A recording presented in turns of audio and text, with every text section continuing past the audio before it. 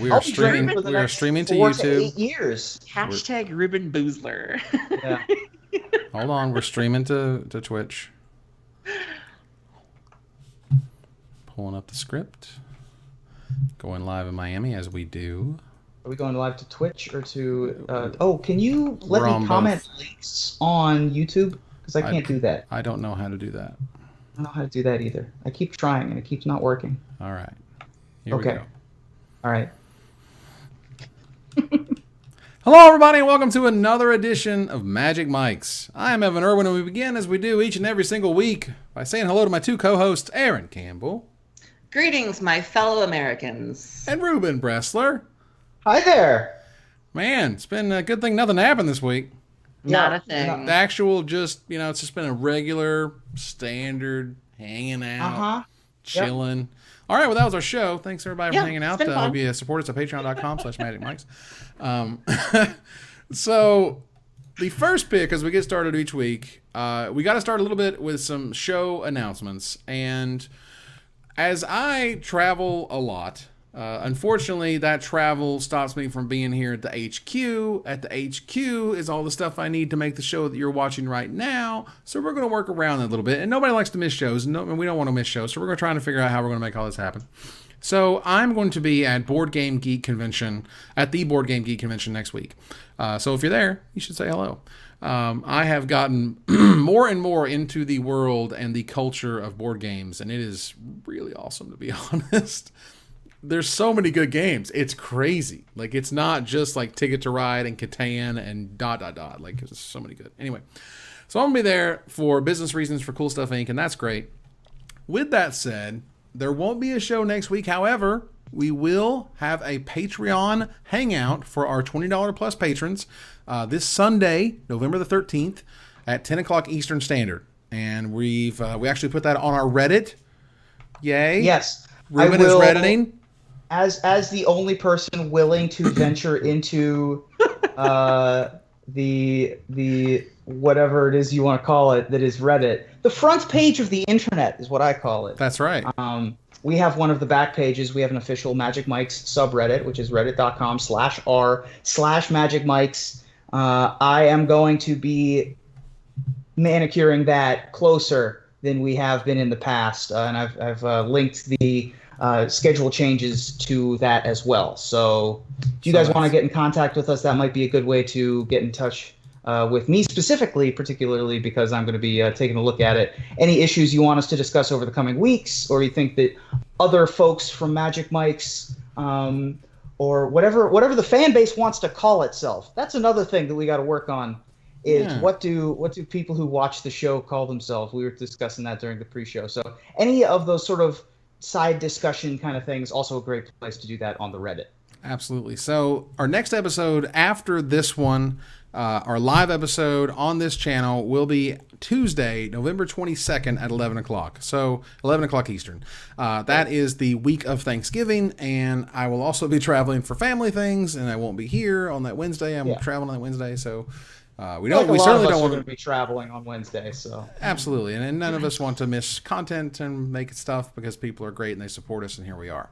Can I add something about traveling and great people who support us real quick? You go for it. So I just want to say I was at Grand Prix Dallas this past weekend, and I just wanted to specifically say that I met so many awesome listeners when I was in Dallas.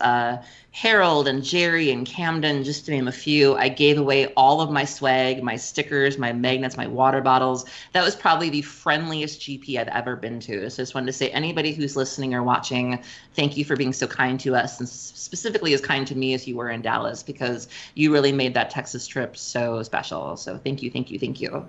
Yay. And I totally want to make it out to an event as well. Yeah, we need to work on that. There were many people who were looking for me. I need to go. It's been too long. I know, I get it. I'm sorry. But they're nice about it. But there's always this attitude of like, you'll give somebody something and they'll say they love the show and they're like, so it was really great meeting you. You're really funny and I love Ruben. Where's Evan? Like they just cut it. They just cut it and they go right to they want the Irwin. They want tokens. They want pictures. They want you. So you got to work that out. Yay. Thanks, guys. Quick note, I haven't decided if I'm making it out to Columbus this weekend. I will try, and then Knoxville the next weekend is also on my register. Oh. I would put both of those events at like 40 to 30 to 40%, because I'm a mess and don't know where I'll be from day to day. But I will try to make it out to at least one of those. And I will be at the SCG Invitational next month, competing in that, which is in Hotlanta. And then after that, I will be at Grand Prix Milwaukee. So yeah, we'll be around. Wow. Well, I'll be at the Board Game Geek convention next week. I'll see There you you guys. go. Where is that? Show up. That's in Dallas as well, right? That's at that's at okay. the Dallas airport. It's at the actual, like, literally, I don't leave the airport. It's at the big hotel at the airport. Yep. I had to get something sent to the hotel where I'm going, and like literally the city is DFW airport. Like it's the airport is the city. It's correct. Is it like in a hangar? Well, I mean, it's connected to to the airport right there. It's a Hyatt Regency or something. I can't remember exactly what it was. Oh, okay. Yeah. It's like a big hotel connected to the airport. So Nice. so that should be fun. So I'll be there for a while. And keep in mind that one of our Patreon goals is to send us three to a Team GP. A couple of Team GPs on the schedule for next year. So if you want to work that one out, get Magic Mafia, whatever the fan base calls itself together to work that one out. Yep. Fantastic. So I have here a note, Mr. Rubin, something. Can you tell us a little bit of what you're doing with Grinders Cast? So once again, I am at a different location. Fans of the show will know that I have podcasted this podcast from many different seats in many different houses. And because I was on the road so much the last couple of weeks, I did not extend my lease at my old place. So all my stuff is in a storage locker. So I'm currently sleeping on the couch of one Mr. Rudy Brixa. And as a thanks to him, I wanted to mention that Rudy, Tannon Grace, and Brad Carpenter of recent Winning Everything He Enters fame started a new Magic cast recently called Grinders. And you can follow them at GrindersCastMTG. So, give him a shout out because he's nice enough to let me sleep on my couch. Tannon's one of my best friends. Brad Borgamos is just a crusher who's winning everything recently. So give it a shot. So it's time to talk about Magic. All right, we've got all the business out of the way. We talked about all the details. It's Magic time. All right, now the Magic world. What happened? Emergency bans happened, ladies and gentlemen. Peregrine Drake, yes, Wizards fighting the good fight, listening to the people. God bless you, Wizards. Wizards did not have to do this. Let's be clear. They emergency banned Peregrine Drake from the Pauper format. That happens beginning November 16th, as I understand it, which is fantastic. They've done this before with Memory Jar. Now, here's the thing about Memory Jar. When you say there's been an emergency ban in Magic before and it's been Memory Jar, what you'll hear is they'll say, no. What happened was there was a ban and restricted announcement and then they retroactively added it to it. It wasn't an emergency ban. It was retroactively made. Right. That's crazy. So, first of all, I don't believe that. It's fine. It's okay. It happened a long time ago. This was the late 90s, early 2000s. Stuff was crazy. Y2K, whatever. But we live in a world where an emergency ban can happen thanks to the format being online only, because there's not really a lot of in-person Pauper events. There are, I know, but there's not a lot of them. There's certainly not a lot of big events. Wizards doesn't really officially support it in some way. Yes, you can run your F&M as it, but you know what I'm saying.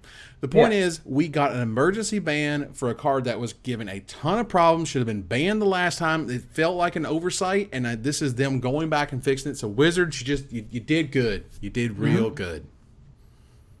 Yeah, this was a weird thing to have happened ever in the first place, obviously, because the whole point is because Peregrine Drake was reprinted in Eternal Masters. It was an uncommon originally in Urza's Saga and lived happily as an uncommon for 15 years, and then suddenly printed in the supplementary expansion with new beautiful art, by the way. I love the new art that it has. Beautiful. But it completely upended the format. I remember playing Pauper back when Cloud of Fairies was legal, and that, of course, I think Cloud of Fairies is more broken than Peregrine Drake by virtue of being easier to start the combo at 2 instead of at 5. but that doesn't mean it's any better. I mean, it just slowed the combo down by a turn, maybe a turn and a half. You had to alter your deck slightly to be able to deal with the faster decks like the Elves deck or the Green Stompy deck or Infect or something like that.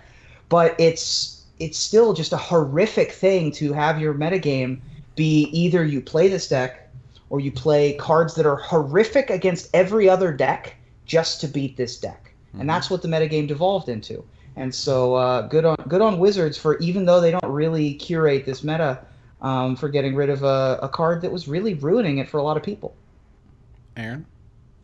Yeah, I wasn't surprised to see this. My first experience with Peregrine Drake was when we were doing the Community Super League, and we were getting ready for Pauper Week. And my friend Tom had come up with several Pauper decks because he really enjoys the format, and he was sort of walking me through what some of the options were. And when you're doing the Community Super League, you have to play to chat, as we like to say. Like, you not only have to worry about winning, but you also want to keep Twitch happy, and you want to make sure that Twitch is entertained.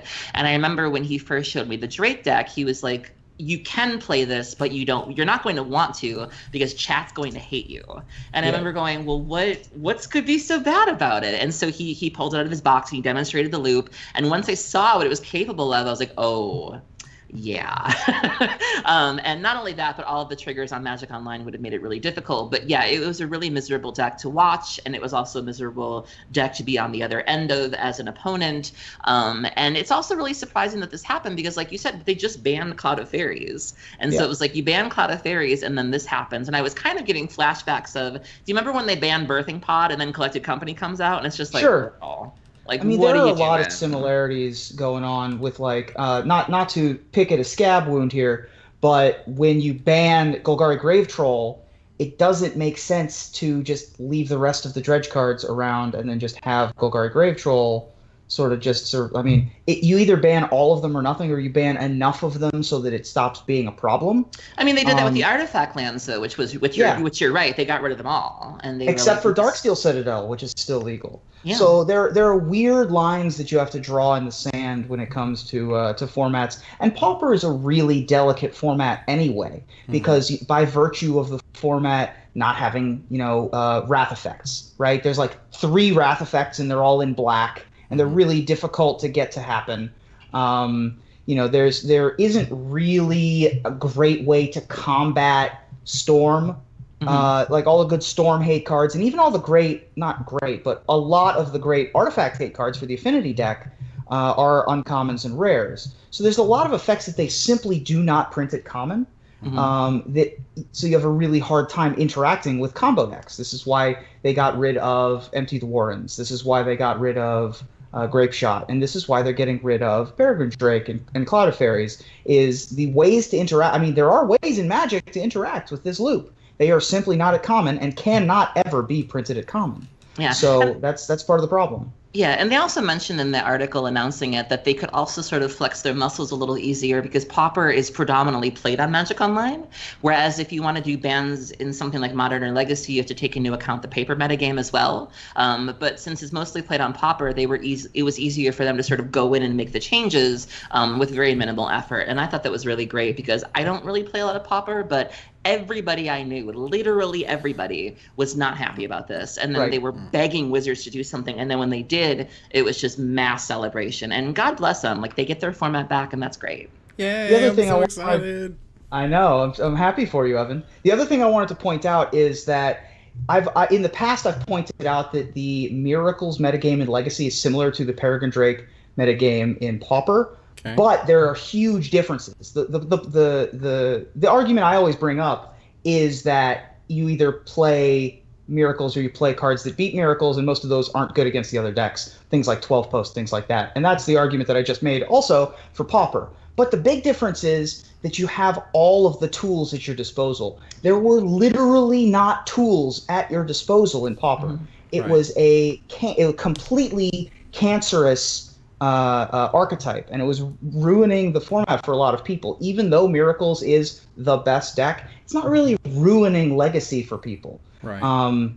People dislike it, but it gives them a target. And while personally I would like to see something out of that deck gotten rid of, it's not nearly the emergency that Peregrine Drake was. Right. And also, Pauper is a format that really is based on fun. It's like, there are competitive events, but not the way that, say, Modern or Legacy has competitive events. And so I feel like if people are playing Legacy and Modern, I mean, we want to have fun in every format that we play ideally, but I feel like with Pauper and EDH, there's more of an emphasis on fun. And so if people are really not having fun playing Pauper and EDH, there's a problem. I don't think that's as much of an issue with things like Modern and Standard, but when everybody's hating playing Pauper, the whole point of playing a format like this is you're trying to get away from, the other formats, and you want to just have fun with these crazy commons that never see play. And so it really did stand out a lot more when everybody's saying they were unhappy. So that's certainly some goodness for Magic Online. There were some more changes that were announced today. We actually didn't talk about this in the pre-show, but I found it and we should talk about it. Well, let's do it.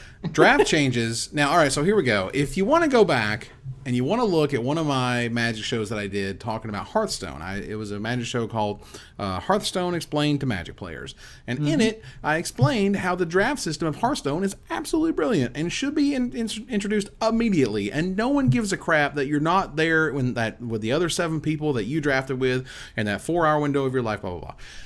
Here we are with yet another change that plays into that. Now there is going to be single elimination draft leagues, which basically is an 8-4 that you don't have to sit around and play every single round of, because it's 3 rounds and it pays out to those who have 2 wins or 3 wins. And it's more expensive to play in, and that's great. So it cracks me up a little bit to see like we kept going. It's to the point where we're like, oh yeah, wait a minute, people don't want to cut out 4 hours of their life to play something very competitive, but they would be happy to, draft competitively, come back, play a competitive match, and that's not the end of the world. So any thoughts on sort of like the fact that we've gotten more and more separated from the drafting versus the playing the drafts, like, being with the same people that you drafted? I just feel like there's a lot of the emperor has no clothes on this as time has gone by. Okay, so longtime viewers of this podcast will know that Evan and I had a long red zone where I was like, you can't have a competitive draft without knowing the people at your table. It takes out a lot of the skill, et cetera, et cetera. And I did not have any idea how little that mattered to everyone else. So the regular draft leagues, I am the wrongest. Like, until last night, I couldn't have imagined being any more wrong. I'm sorry, I had some static there. Can you say that one more time? Look, I got on my chef hat. I'm serving some crow. Look, it is delicious. Save it, timestamp it, put it in your memory bank. Make it a Twitch clip. Twitch clip. A Magic player is admitting that he was wrong. That is something that is happening right now. Man, that was a thing that happened. And I was super wrong about that. But this is a step backwards from the great success that I perceived leagues to be.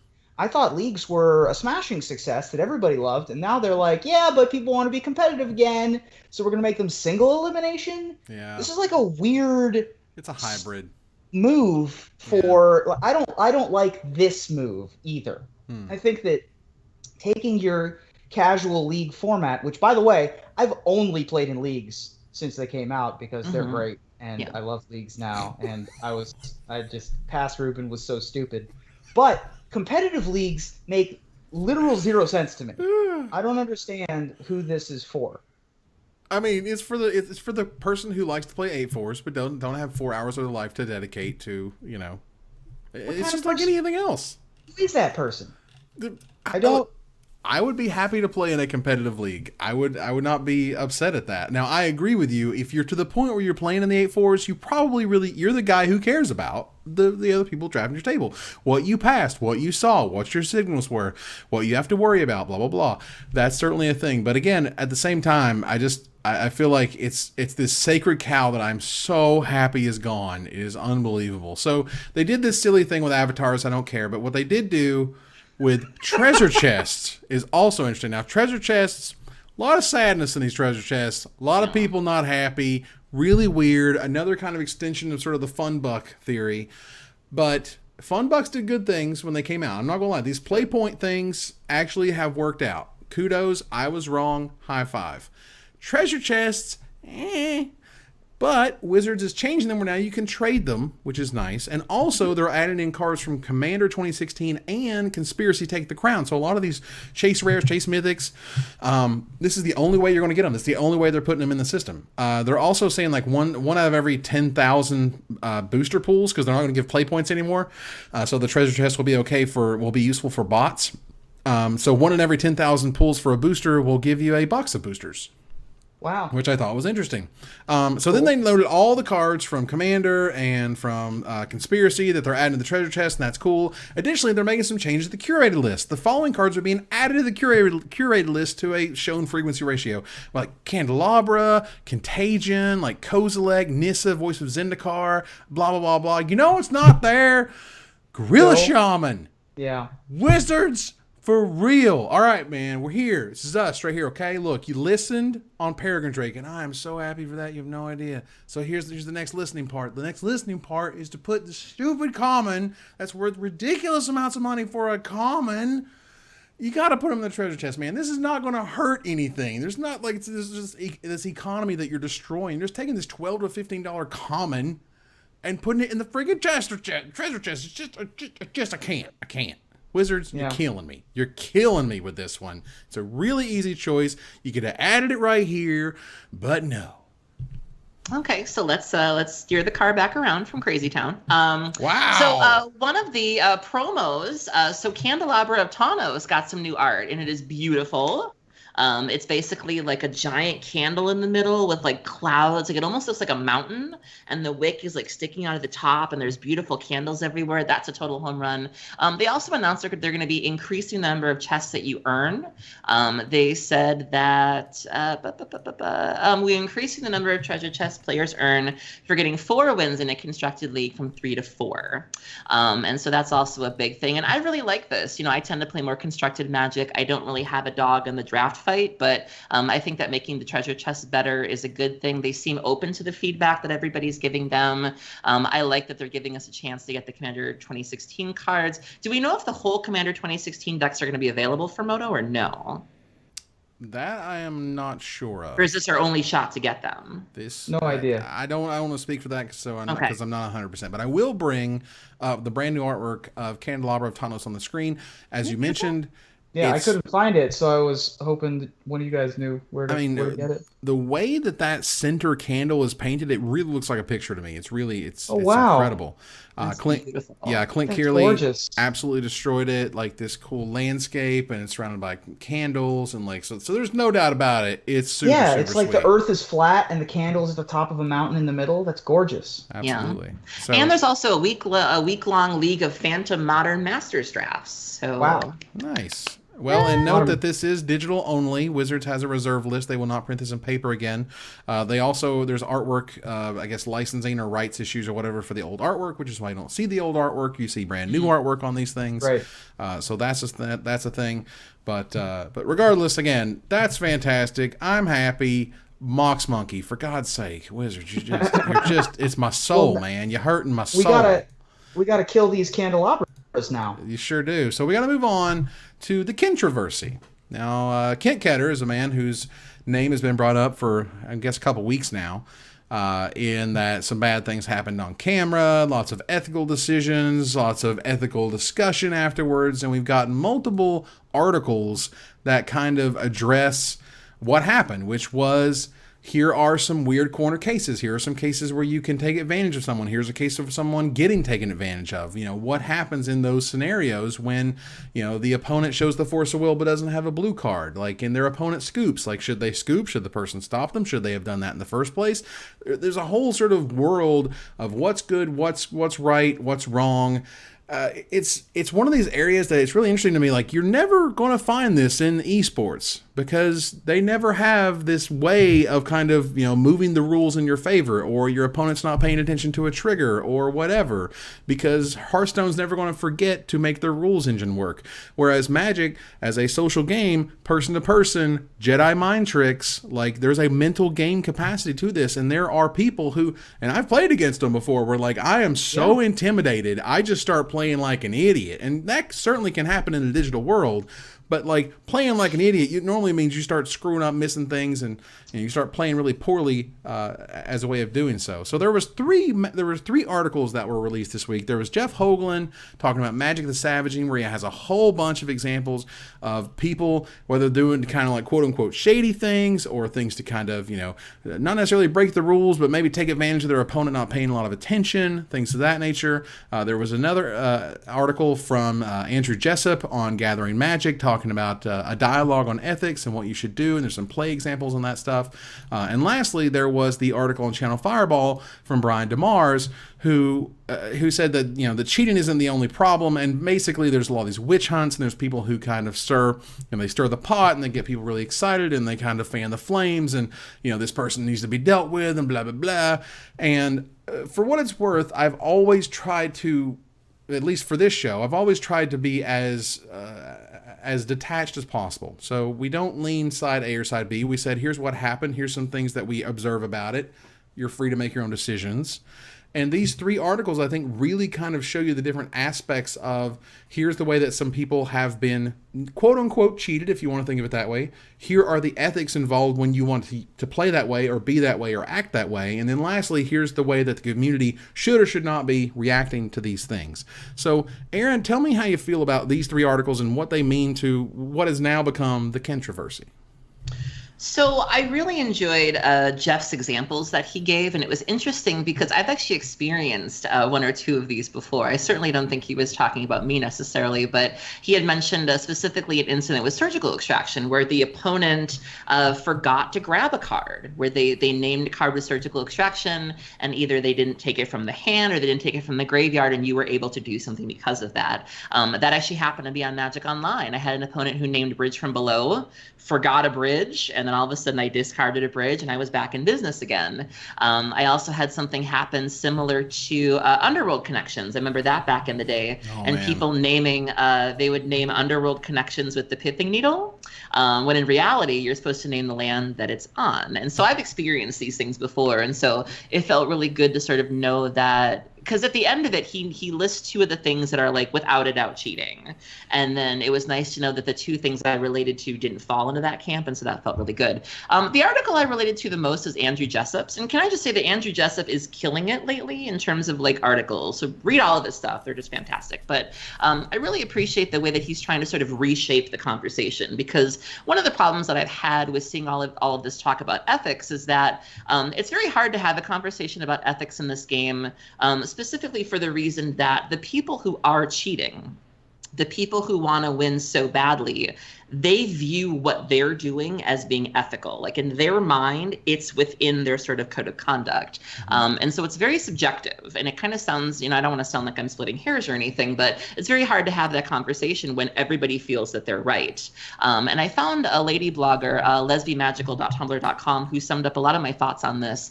And she basically said that if we do want to have a productive conversation, we should steer it more towards things like our respective moral principles and how they each come into play during different tournament settings. Or we could also talk about how we as a community can sort of establish like a baseline that could be added to the tournament procedures for judges to enforce. Or the third thing we could talk about if we wanted to attempt productive discussion is talk about the effects on the game and the community when things like what Kent does are sort of taken at different RELs and in different environments. And, I think Andrew had the right approach of just trying to steer the conversation in a different direction. I didn't really relate to where Brian was coming from because it sounded a little too, I respect people's rights to sort of vote with their wallets and things like that. And I think they absolutely have the right to do so. And, I felt like he was sort of blaming the audience and blaming the fans, which I felt was really bad form. But I really related to Andrew, and I really look forward to seeing what people do with the Kent situation and how we're able to move on from it.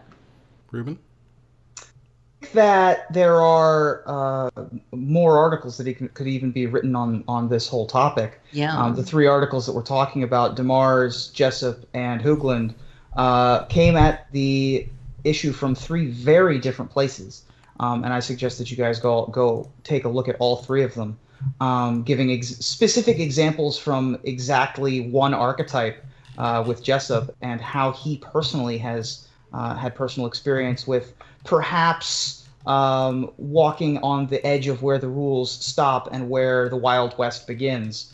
I think that they're all worth internalizing, and whether or not you agree with them, just as Aaron mentioned, you mentioned that you didn't come at the DeMars article from a place of knowing exactly where he was coming from, and sort of didn't really. I don't want to put words in your mouth here, but that was the least useful of the articles for you, right? Yeah, because I felt like he was sort of blaming, there wasn't as much discussion necessarily about the ethics so much as the internet mob, and how he felt that that was something we need to not do anymore, or we need to be more responsible in terms of that, and I didn't really agree with that. I think that the thing about DeMars's article that's interesting, though, is do you play by the rules or do you play by the spirit of the rules, right? Because you want to be the guy that wins, but you don't want to be the guy that wins in not the greatest way when you're a public figure, as opposed to just wins and losses for someone who's nameless and faceless and shows up in a top 8 or something like that. I think that there's a lot of minutia here. I made some very unpopular opinions known in a recent episode when we were talking about this.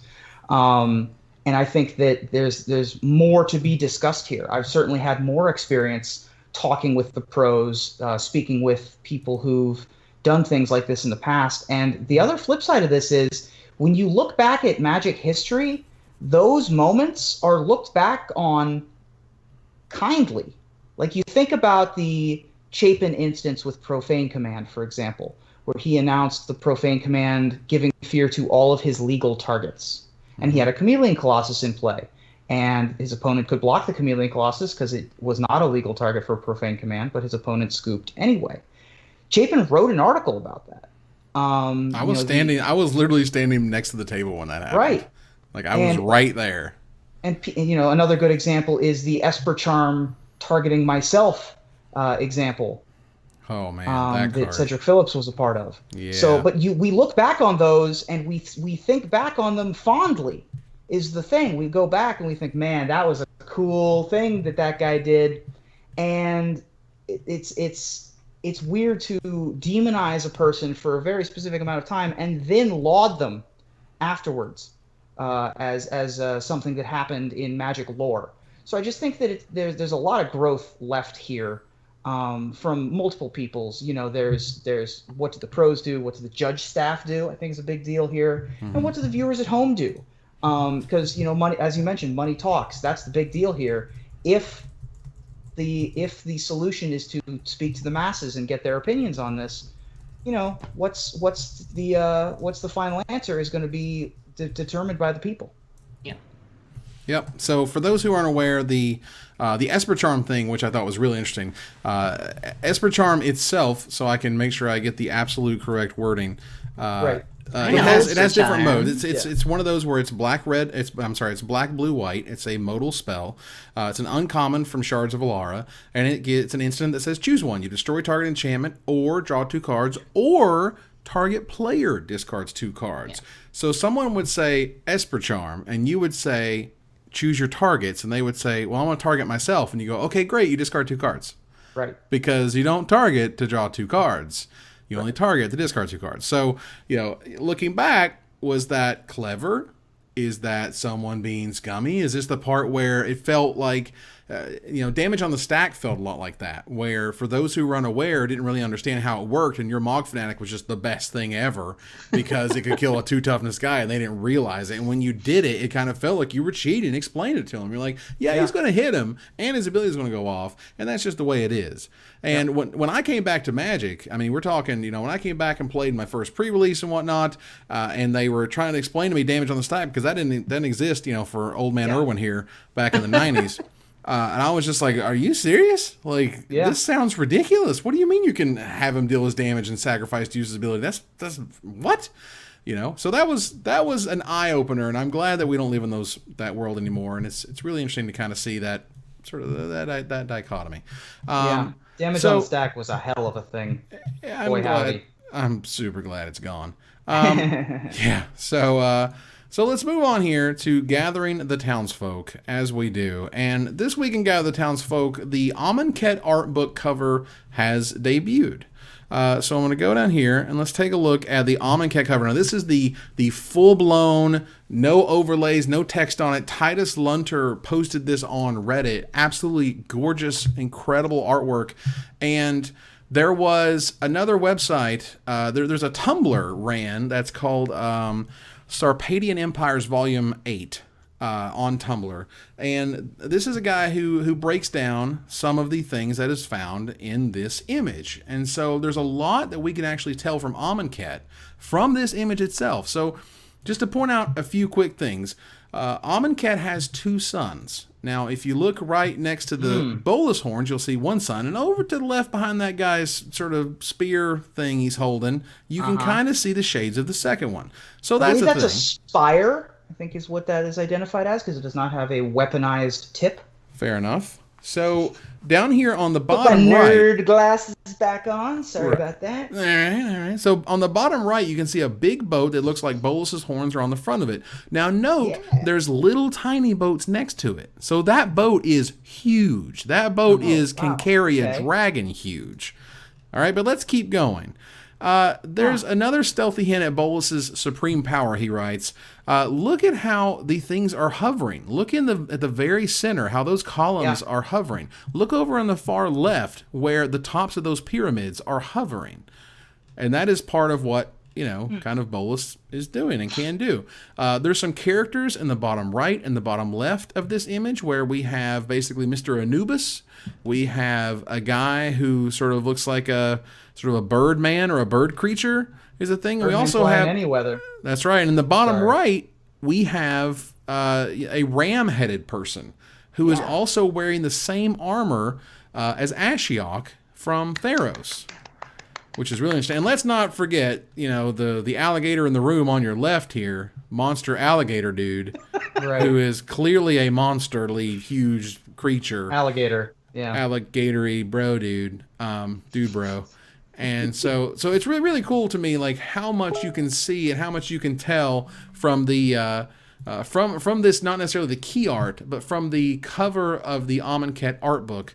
Another thing that's kind of awkward, speaking of art books, is that the Kaladesh art book won't be out until after the holiday season. It won't be out until next year.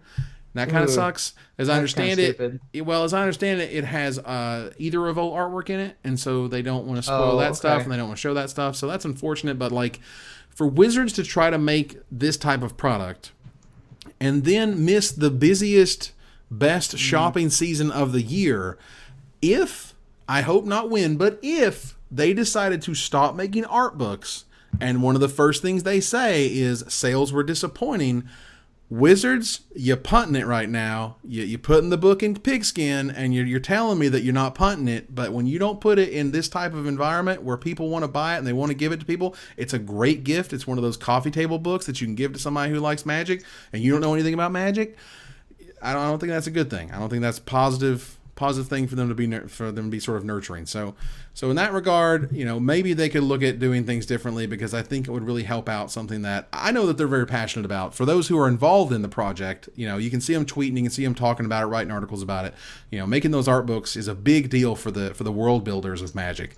And I think those people should be able to shine and given the chance to sell as many as they possibly can. So how do you guys feel about Amonkhet at this point? I love it. It's great. Sorry, go ahead. You go first.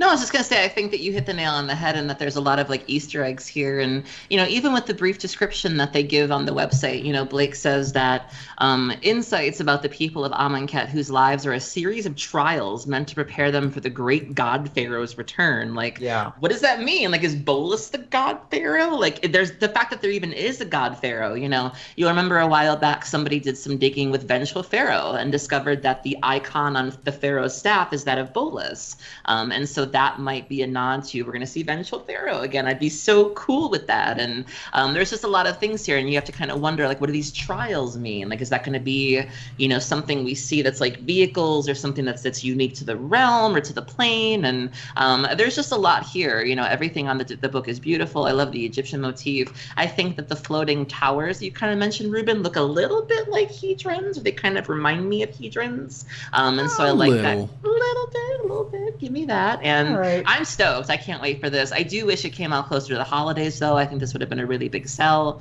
But I'm excited. I can't wait to go to Amonkhet, and I can't wait to see what they do. I am also excited for Amonkhet. However, I am cautious about it because of the backlash from various Indian Magic producers that we've spoken about and spoken to over the last couple of months about Kaladesh and appropriation of culture. And it seems like this could be another opportunity to accidentally misstep, given the right/wrong circumstances. Setting all of that aside, the art looks gorgeous. I'm a big fan of everything that's happening here. Birds for scale, by the way, thought I'd mention. Obviously, everything's enormous here, including the Bolas boat, which is great. I love that there's just a boat that has a Bolas head. Get on the boat, the Bolas boat. So there are egrets sort of more in the foreground. There's a different kind of bird, like more swan-like, more duck-like in the background, and they're flying in formation, which signifies that there are seasons on Amonkhet. So that's something to keep in mind as well, that we could see, you know, various people who aren't living necessarily in the center of town, maybe a more mountainous, snowy environment, colder environment or something like that, elsewhere in the world. You know, there's a whole lot of stuff going on, even in just this piece of art. I'm a big fan of not the pyramids on the right, but the pyramids that are sort of center left. Look a lot like the Klingon homeworld, if you're familiar. They've sort of got the blocky tops. Kronos, yeah. They sort of got the block tops where the various bat'leth battles take place.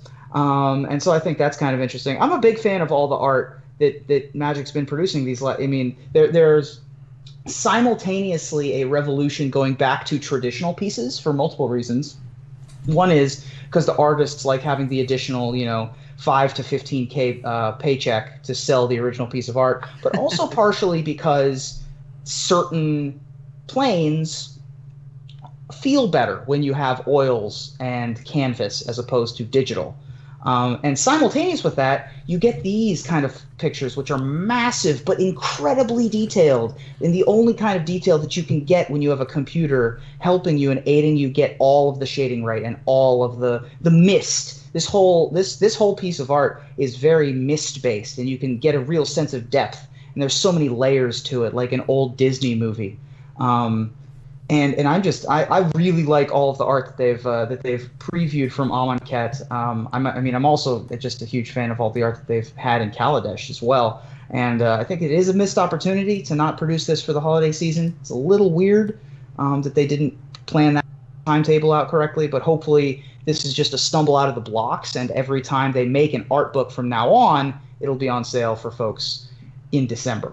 Absolutely. Yeah, I'm also really curious how they do black this time around, because you'll remember we came off of the, you know, we came off the Eldrazi and it was all tentacles all the time, and then we came into Innistrad, and you know, black has sort of been pigeonholed as just sort of dead things. And I remember when Kaladesh came out, they were really trying to move away from that, and they gave us the Aetherborn and how they operate and things like that. And it seems like we might also be venturing into a different way to sort of portray black, where, you know, if you look at like the Egyptian underworld, you know, you're dealing with jackals and hounds and things like that. And you know, I'm anxious to see how they portray that. And it doesn't seem like we're going to be going back to, maybe we'll see mummies here, things like that. And I'm stoked for that, because I'm obviously a black mage, and I can't wait to see how they spin the color this time around. If they don't reprint Vengeful Pharaoh, I mean, what's going on? I literally can't imagine.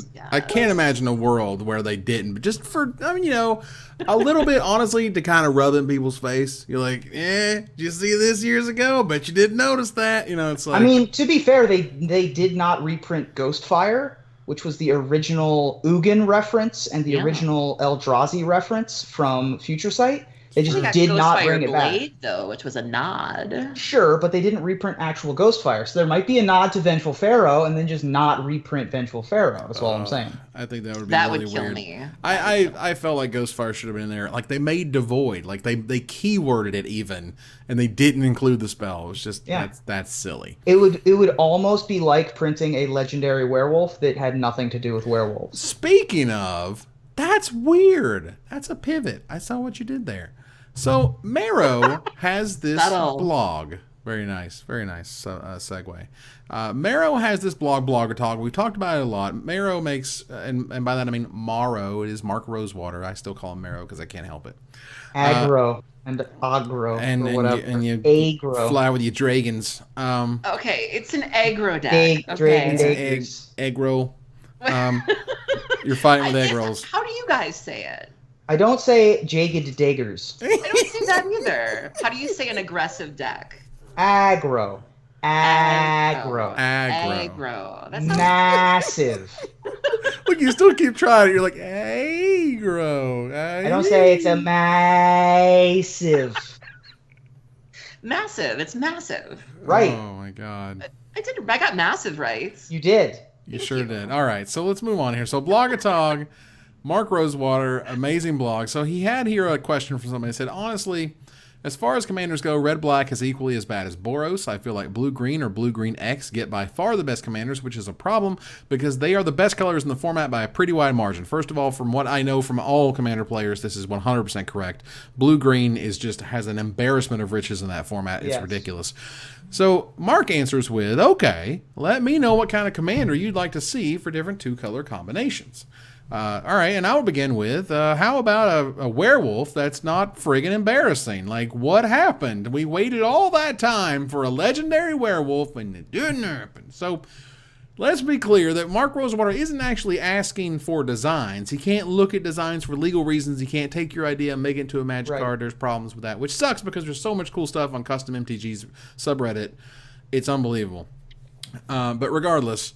the point is, that Mark Rosewater was like, give me some concepts, give me some ideas. And I'm like, how about a red-green werewolf that feels like a werewolf? Can I get that? Can we include that in our upcoming schedule? That'd be great, because now we waited, 88. I know commander players, man, when the day that was spoiled, man, they were flipping out. They were super excited. They were excited to see what it's going to do, and how it's going to work. It's going to make wolf tokens. It's going to do a thing. It's going to do stuff when people transform and blah, blah, blah. And nope. Sucks. And now we got to wait for another one. So, yeah, the thing that I would suggest is to make a red-green werewolf that feels like a werewolf and stop screwing it up. Thanks. Yeah. Yeah. I think that there are opportunities. I mean, the problem is that blue and green are a designer's favorite colors, right? You look at any cube, and most of the colors have a 50-50 split on creatures and spells. Blue is more spell heavy, green is more creature heavy, and that creates a dichotomy that is interesting for designers. And so you end up with better, more interesting multicolored spells in blue-green, more interesting, more different kind of levels of abilities in blue-green. There's a lot more Play-Doh, right? It's a lot more malleable than, for example, red-white. Like, how creative can you really be with red-white if you're not completely and utterly focused on making a creative red-white legend, right? You've got things like Jorkadine. Most of them are combat-oriented, giving additional power or giving you, for example, an additional attack step with whatever that card's called, two colorless, red, white, white. Aurelia. Things like that. Aurelia, the war leader. Aurelia. How do you say it, Aaron? I say Aurelia. So I get the correct right now. Oh, you're being super aggro. Aurelia. I say Aurelia. You're so aggro, man. You're very aggro. So aggro. Speaking of, no, I'm kidding.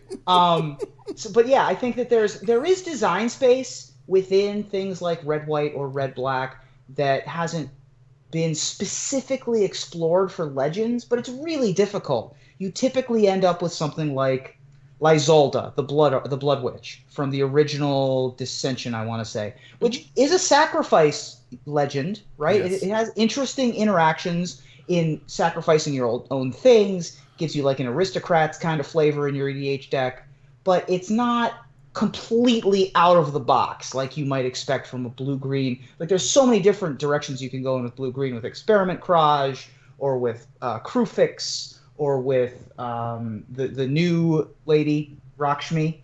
There's all sorts of options. Or Prime Speaker Zagana. Like they all do so many different things for so many different decks. Right. That you sort of get, you have this embarrassment of riches. Whereas with red-white, it's just like, all right, what's the most efficient beaters that I can play alongside, my creatures?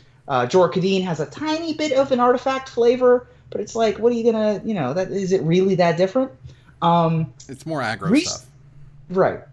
And so is, for example, the best example of a new aggro legend is Depala, right? It's a dwarf lord, so now you get to shove a bunch of dwarves and vehicles in a deck. That's kind of cool. That's a little bit different, right? Maybe, but you have some creatures that are so different, so off the beaten path, that could become generals. For example, something like Sire of Insanity is an effect that is really not that common in red-black, fits red-black, and could be a legend. So there is design space there, and I understand the frustration. But again, as we were talking during Pauper, there are only so many formats that Wizards can plan for. There are only so many formats that Wizards can design for, and it's a tough needle to thread to try to get everyone to be happy at all times, particularly in the Elder Dragon Highlander community. Well, I think it's just that we've gotten to the point where there's a lot of cliches, right? If it's red-black, it's fire, it's death, it's brimstone, it's sacrificing, it's damage. We get it. It's red-white. You're aggro. You're turning guys sideways. You're getting attack bonuses. You're getting more attack steps. You're doing attacky things with bonuses and so on and so forth. Like, we get it. You don't have, but that's like the only thing those colors do. That's it. So trying to do not those things is way more interesting than doing more of those things. But there are interesting things that those colors can do that aren't. You don't have to be the most powerful. You don't have to be the greatest ever. Depala gets dwarves. There's just not a lot of good dwarves, right? Like there are avenues here to be. Let's get a devil leader, right? Let's have a guy who gives +1/+1 counters to devils, and then when devils die, they deal damage. Like that's a red-black commander I can get behind, right? Sure. Yeah. So like there's avenues here where they could do something different without necessarily having to appease the tournament experience while still appeasing a more casual crowd. Right. And I mean, just to kind of pivot off that a little bit, Mark Rosewater has been running more of his head-to-head things, and the current head-to-head is about future creature types, things that have never been on a creature type line. And for example, with 72% of the vote beating out Bureaucrat, is Dinosaur. Wow. I mean, Dinosaur, honestly, before Hydra became the thing for green, there was a real creature, like iconic rare creature type problem for green. Yeah. There was Angel in white, there was Djinn or Sphinx in blue, like pick your poison there. Sure. There's Demon in black, and there's Dragon in red. Green didn't really have a thing. And then they settled upon Hydra. But I was always a big fan of Dinosaur, like Allosaurus Rider from Cold Snap. Oh, yeah. Oh, no. I was all on board with it. So. Right. And again, because they can't trademark dinosaur names, Right. I don't expect to ever see Tyrannosaurus Rex, but maybe we'll see like Diranosaurus, Rex or something. Use the Latin post suffixes. Sure. I mean, when you go back and you look at, was it Roman culture and whatnot, or Greek culture, you'll see all of the, pseudo names they use, not Helios, it's, Helion instead of Helios, things like that. But some of these creature types in and of themselves are actually really cool. Witch or Warlock. We've never had a Witch and we've never had a Warlock. That's actually awesome. I think that's great. Like, I don't really think Dragonfolk makes a lot of sense, but Cyborg is pretty cool. Dragonfolk is a D&D thing. So, the more that we overlap with D&D, the more we're going to get, references to Draconia. Right. For example. Phyrexian, whatever, apparently is not an official creature type. Weird. They've always been horrors, They've not been Phyrexian horrors. First of all, they should be Phyrexian horrors, so you need to fix that. And yeah, I would expect them to have already come to that type of conclusion. Like, I do expect a new Phyrexia 2.0 at some point in the future, and I expect Phyrexian type people to be there. Otherwise, I think notable things are Viking, which I think is really cool. Yeah. Noble. I don't know if I identify Viking as a creature type. typically creature types are either races or jobs, right? Sure. Phyrexian's a race. Horror is, I guess, a race. Cleric is a job. I'm not sure Viking doesn't just fall under Berserker. Yeah, right? but didn't they just recently make Pirate a type? Like, didn't they get the first card that was named Pirate? Pirate's a job. No, Pirate's been in place could be since a Viking. Mercadian Masks, but it's been like 15 years since they printed one. Sure. I don't know. I consider Pirate, if I was scrolling down in my monster profile and I saw Pirate, I would be like, all right, I can foresee Pirate being a job, right? Particularly in the Somali Sea in East Africa. But Ruben, look at me. Viking... Look at me. I'm the captain now. I understand that. But Viking, not so much. There aren't so many job openings for Vikings. That's But just see, I my don't think opinion. Phyrexian would be one either. Like I think Phyrexian is more of a setting. Like it's more of a, it's more of a motif. I'm not really sure that I would use it to describe. Yeah, I just don't think I would. Well, And also Phyrexia is the place. Viashino kind of covers Dragonfolk. You say Viashino? I say Viashino. I say my Viashino. God. Now No. you're Thank now you. you're it is Viashino. You're just Yeah. Viashino. wow. You know. Fair In any enough. case, So all I'm saying is like Phyrexian. a legendary Viking warrior would probably be pretty badass. That's all Yeah, I'm that's true. saying. Yeah. That Well, would be. we also thought that a legendary werewolf would be pretty badass. And look Hello. how wow, salt. Bringing it back around. Salt in it. Here we go. So we're going to move on to our next topic, which is we're going to go a little bit infinite. And we're going to talk a little bit about a tweet that I saw earlier this week from Chas Andres, who is a Magic author. Is the S soft? As far as I know, Chas. Instead of Chaz. I Chas, think I believe. Chaz. Is it Chas? Chas Andre? I don't know. I can't with I'm the Southern. Can I enunciation just say I'm on Southern? this All right. channel. So anyway, his tweet was that he says Hearthstone allowed all their players to choose a player at the World Championship and gave out packs when they won. Couldn't Magic Online do this? First of all, probably. Second of all, not sure how they would set up the system to do that. But one of the interesting answers that kind of came back was that Magic Online has an economy and Hearthstone doesn't. Which, Right. when Wizards does this type of thing, it could literally throw an entire online economy out of whack. Whereas when Hearthstone does this, nothing really happens. Like, the amount of dust you have and the amount of things that you grind Right. don't affect anyone else. And Wizards has done a few of these types of things before, where they gave away promos when a certain half of the Community Cup happened or didn't happen. I would like to also pivot this into what Trick Jared had mentioned about the Community Cup. Basically, there was this like little snippet of text that he tweeted out, and he was like, "We ran out of time, and the Community Cup didn't happen this year." And I mean, guys, seriously, I wasn't even that broken up about it. No, so. First of all, I mean, this is how the Community Cup ends. Not with a bang, but a whimper, but with a little tweet that says, "We ran out of time, and we ran out of blah blah blah, and we're doing other things." I think they're doing way better things than the Community Cup right now. The Community Cup is, I can only imagine the amount of work involved, where you have all of these people that you have to contact, all these schedules you have to work around, you have to figure out where they're going, what they're doing, you have to plan out them like little trips and things to do, and how they're going to be covered, and I mean, all these things have to be put together, and what are they getting out of it versus doing something like they're now doing the Streamer Showdowns, they're bringing out people for events, they're doing some really awesome stuff at PAX and now... Super League. I mean, Community Super League stuff is great. Like, you can let other people do those types of things. But the Community Cup, as it kind of existed, as I visited it, even as you visited, Aaron, I think after a while... It's jagged daggers, right? Woo! Stick it in! Break it off, bruh! Fine, I'll just be the only one on the show to have never been to a Community Cup because they don't exist anymore. That's fine. Or been on the Community Super League. Woo! Aww. Somebody find this boy a list of burn centers. All right, so... I am. Or some of us who've been on both. Oh, But you wouldn't know anything about that now, would you?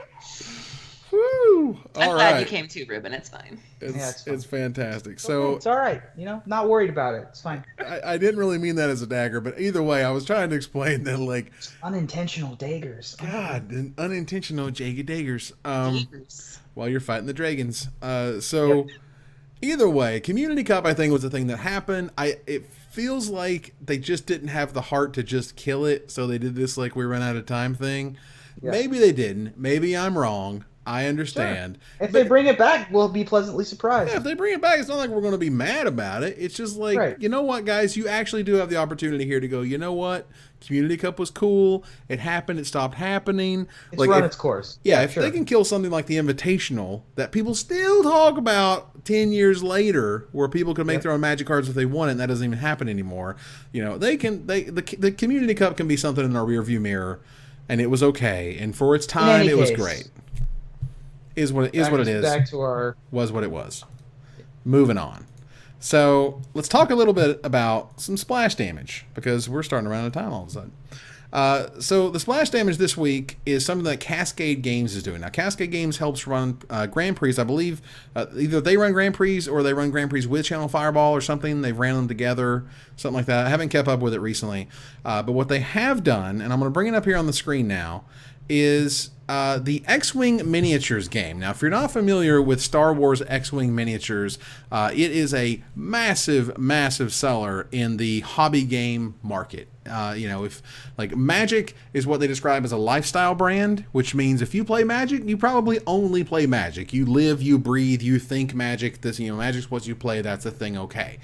There are other lifestyle brands like X-Wing where you buy the intro pack to X-Wing, you play X-Wing, you buy X-Wing ships, you can buy more ships, and these tournaments are built around, you know, like fleet points. And if you've ever played a miniatures game, oftentimes they say you can have this number of X points in your army, in your squad, and you fill up the ships or you fill up the units equal to the number of points that you're given. And that's great. And there's been multiple events for X-Wing at the store level. I mean, you know, I work for Cool Stuff Inc. We have Cool Stuff Game stores. We run X-Wing events. Other stores around the world run X-Wing events, and that's fantastic. But this is the first time we've seen a huge, large X-Wing event being announced. Yes. And not only that, it's called an Open Series. They call it the System Open Series, which just so happens to be a brand that's used in the world of Magic. So there's 4 events. They have tied them to Star Wars planets, which I think is a huge mistake, but let's keep going. They're in San Antonio, San Diego, Seattle, and Syracuse. They're all going to happen starting January. Wait, hold on. San Antonio,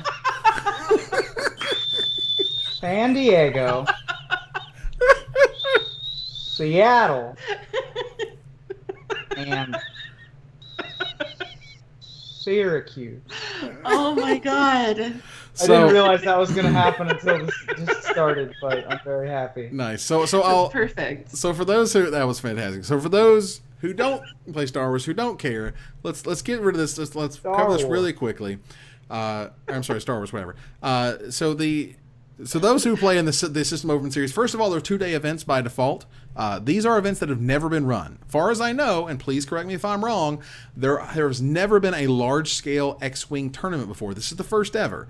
And so this is a game that is kind of sort of ish Magic-esque sort of, that is copying a lot of things from Magic, but one of the things they're copying is a 2-day format for a game that's never really had 2-day events. That's a warning sign. Here's the real killer. There's 2-day event schedules for these events, and there's no prizes listed. They want you to pay $40 to play X-Wing, but they don't give you any prizes. And so there's things missing here. So in part of it, I want to be like, this is cool. It's nice that another game is kind of taking what Magic's done and kind of, you know, kind of making it their own. This is Cascade, who does Magic events, which is really interesting. So to me, I'm like, Cascade, guys, don't you know you should be telling people what they're playing for, what they're fighting for? We're like 2.5 months out from the first event.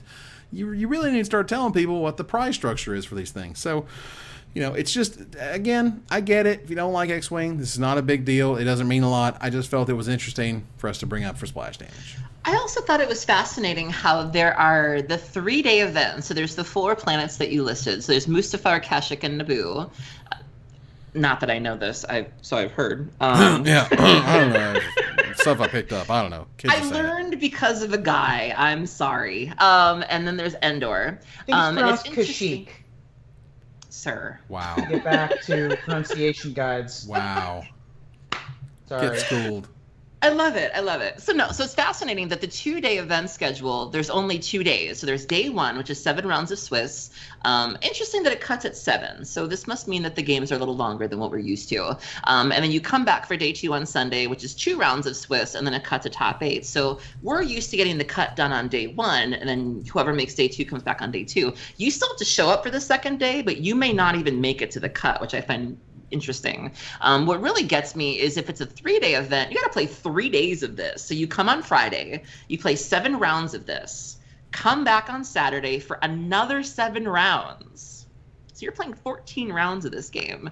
And then exactly Sunday, the same as the GP, though. But because then you got to come back on Sunday. Well, yeah. I mean, it's the same number of rounds. Interest in Right. full disclosure, I've never played this game, so rounds could be as long as, a Warhammer 40K and It's take actually 4 hours rounds a round. of Swiss, 16 rounds Oh, before dear. the cut. So there's All right. 2 rounds on Sunday, and then they do the cut to top 8. And that sounds exhausting. Like, maybe that's just me. All right. So thanks to the wonderful commenters, and this was actually something I was hoping was going to happen. Yes. There have been Open Series events in 2016. That's a Okay. good thing. It does have official Fantasy Flight support. Fantasy Flight is now owned by Asmodee North America, but that's just sort of bookkeeping. Regardless, Fantasy Flight is the company that makes the X-Wing miniatures product. So there have been events that have happened here, and even on the page that I have from FantasyFlightGames.com, it still doesn't tell you what you win, but it's okay. And that's so fascinating because Magic players would never commit to going to an event. They would never book a hotel. They would never book the airline flight if they didn't know what the EV was going to be. Never. Correct. And something that I have begun sort of finding out myself, the board game culture, the people who attend the board game events, the board game conventions and whatnot, the level of kind of, the question marks involved and what you might get, what might be involved, what might be there, what might not be there, is not that big of a deal. Like, whereas Magic players, if we don't literally know every side event payout so we can put it on a chart and see the line and say that this GP was the biggest EV that you could have went to all year, like, if we don't got that, there's some serious problems. That just doesn't necessarily happen in the world of, miniatures and board gaming and whatnot. Really fascinating And it kind of makes stuff. you realize how ludicrous all that is, too. Like, even when I was at GP Dallas, it was like Pez was offering these things called quick fire events, which we just assumed it was regular REL and it was no big deal. And I remember some guy sat down and he was like, "This is the best GP in the whole place." It's just like, are you serious? Like, it's like the end of the day, we're all exhausted, we've all dropped because we all did terribly. And this guy, like, took the extra minute to calculate the EV, and, like, he specifically brought a deck that was, like, tuned for the quick fire meta, which is only an event that Pez runs. And I was like, oh, girl, like, Look, that's our people. That's the song of our people. Is to get bless the his sweet. heart. Look, Ruben, would you go Get the ahead and best share EV. your little Airbnb action today? Can we go ahead and give that example? Yeah, like I was looking at Airbnb prices today, and I noticed that if I plugged in a different email than I was currently using, it looks at me like a completely new person. So I could get the brand new $35 discount for my Airbnb if somebody clicked my link and used Airbnb. And they would also get the $35 discount. That's a $70 savings across 2 people. And I tweeted it out today, and was because I was like, all right, well, if I'm gonna do this instead of staying at Rudy's for any further amounts of time, I don't want to be a drain on his living room. You know what I mean? I don't want to overstay my welcome. Right, Fish, like house guests, should be kicked out after 3 days. Mm-hmm. So, or that whatever the Benjamin Franklin quote is. I think that's it's correct. I think it's like fish and house guests should be both removed after 3 days, or else they start to smell, or something like that. Sure. In any case, I didn't want to overstay my welcome. Looked up Airbnb, found some value, tweeted out some value. I'm always on the lookout for value. Some of my friends went to Grand Prix Providence, did not play in the main event, only grinded side events, made a ton of money on tickets and side event prizes. Because apparently at Grand Prix Providence, there was like an 11 a.m. on Friday Modern tournament that had top 64 Grand Prix guaranteed prizes. And they were like, how are there ever going to be 64 people in this tournament? And so they went and just, collected top 8 prize money for really not doing much for the couple of side events that they entered. We're tweeting hashtag Grand Prix side events the whole time. Like, this is just what Magic players do, is they try to find the value in anything they could do. This is true. And not all players, and this is something I'll tell you from being on the inside, not all players understand value. Not all players understand what they're getting and what it's worth. That like there are certainly a lot of Magic players who care about EV. EV is number one. Everything is EV. Oh my God, absolutely. But again, what I'm finding on the board game sort of hobby culture side of it is it's more about the experience, about the community, about being there, about having fun. You know, it's like there's a lot of variance. There's not a lot of cutthroat. You know, there's multiple conventions that I go to, particularly one called the Dice Tower Convention that happens in July here in Orlando, which is like one of the most laid back, cool places I've ever seen. Like everybody's just chilling and they're laughing and they're playing games and they have little signs for people who are looking for people to play, and that's just what it is. And it doesn't need to be something that's cutthroat, positive EV all the time. Oh my God, it's just we're having a good time and that's awesome. So it's really interesting to see the dichotomy of Magic players who must get everything and know everything versus board gamers, which is like, there'll be some prizes. I'm sure they'll be fun. And I can see in the chats telling me that not everybody knows what EV is. So I'm going to give you a quick breakdown on EV, which is expected. Here we go. It's really quick. It's 2 sentences. Positive EV choices are good choices. They're choices that will make you money in the long term. Negative EV choices are bad choices, or ones that will lose you money in the long term. So if you run a choice through an infinite number of times, will that choice win you money or will it lose you money? That's all. That's all it is. Sure. So if you enter a Grand Prix an infinite number of times, some percentage of those times you'll win the Grand Prix, and some percentage of those times you won't cash. So the expected value for you personally over those, in terms of percent, is your positive or negative EV. And that's a quick definition. Right, and let me note here, you can't live your entire life as one EV like equation. Right. It doesn't work. You can't get max EV on everything in your life all the time. Otherwise, you're going to be completely miserable because when it doesn't work, which it's not going to a lot of the times, or you do something, you realize you wasted your time, or you do something, you realize it didn't work out, or you worked on something for a long time and it was crap. Like, you're not going to be able to handle those swings if everything must be always in your favor, always min-maxing being the minimum amount of effort for the maximum amount of output. That's stuff that we as Magic players, or certainly those who like to play competitive Magic, kind of lean towards, but it's not the default way of life. Right. Aaron, you've been busy eating things. Yeah. It's because I know you've just been absolutely enamored with what's going on here in our lives. Sure, I'll get more my snacks eating. while Aaron, Jesus, both of yous. While Aaron talks. All right, snacky poos. While we go, Aaron. While we hang out and do that. It's too late now. Everybody's just eating. Aaron. No. Well,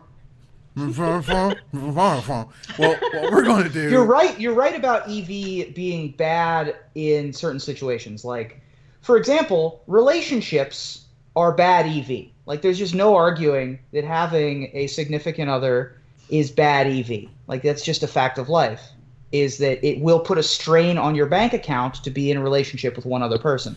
But there's way more variables at play to be in a relationship with another person. And so you can't use expected value on personal relationships, right? And if you do, you're a robot who's never going to be dating anybody. So that's an example where EV kind of breaks down societally. It just doesn't work. But in terms of gaming, each decision you make, if I counter this spell over an infinite number of times of casting that spell, will I win the game?